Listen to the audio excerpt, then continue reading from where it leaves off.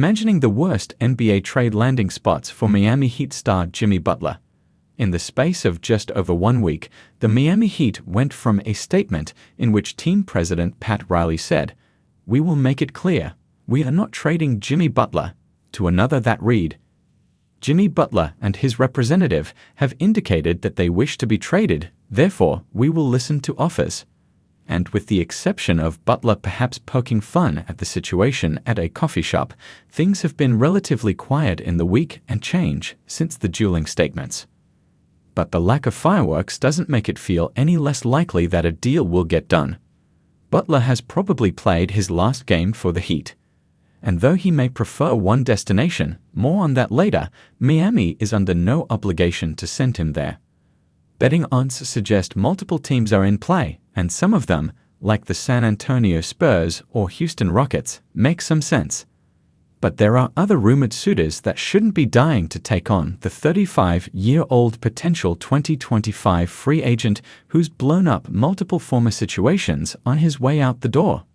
With the caveat that a team has to have been mentioned or listed as a possible destination to qualify, here are the worst possible Butler landing spots. Sacramento Kings. Since they replaced Mike Brown with interim coach Doug Christie, things seem to have stabilized a bit for the Sacramento Kings. But it still feels like the team is a tier or two away from being a legitimate contender, and it may be tempting to think Butler can get them there. After all, he was the driving force behind 2 unexpected NBA Finals appearances for the Heat. There are some key differences between this possibility and the one that emerged when Butler first went to Miami, though. For one thing, he's 6 years older. For another, the Heat had an emerging perennial Defensive Player of the Year candidate in Bam Adebayo. Today, Sacramento is a team without a defensive anchor, though it's near the top 10 in defensive efficiency this season. In his mid-30s and as a wing, it's too much to ask of Butler to be that. And the trickier issue might be on the other end. Butler is often on the ball and doesn't shoot threes in volume. The Kings are in dire need of additional three-point shooting, and Butler just wouldn't provide that. Los Angeles Lakers. The Los Angeles Lakers would have similar issues trying to fit Butler into their mix. Sacramento has tons of shots and usage tied up in De'Aaron Fox and Domantas Sabonis. LA has that with LeBron James and Anthony Davis. But the Lakers have the added concerns that come with age.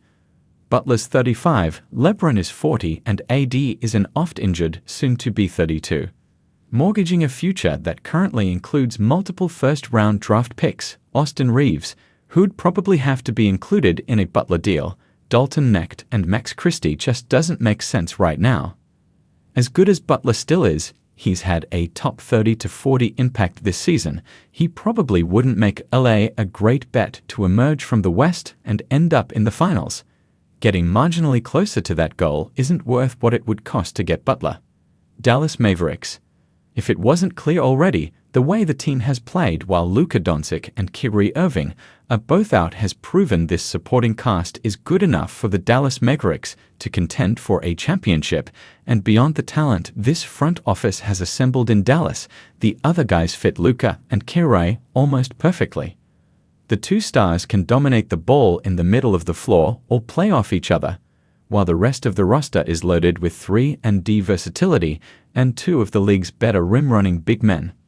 Sacrificing any portion of that for a past his prime wing who'll take ball-handling possessions away from Luka and Kyrie, 2 of the game's best offensive players, doesn't make sense, even if Butler is better in a vacuum than any of Dallas' current role players.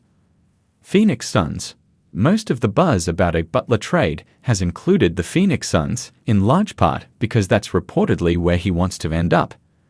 But even if the Suns can convince Miami to take on Beal's contract or be a facilitator that sends Beal to a third team, Phoenix adding Butler would feel as much like rearranging deck chairs on the Titanic as it would a move toward contention.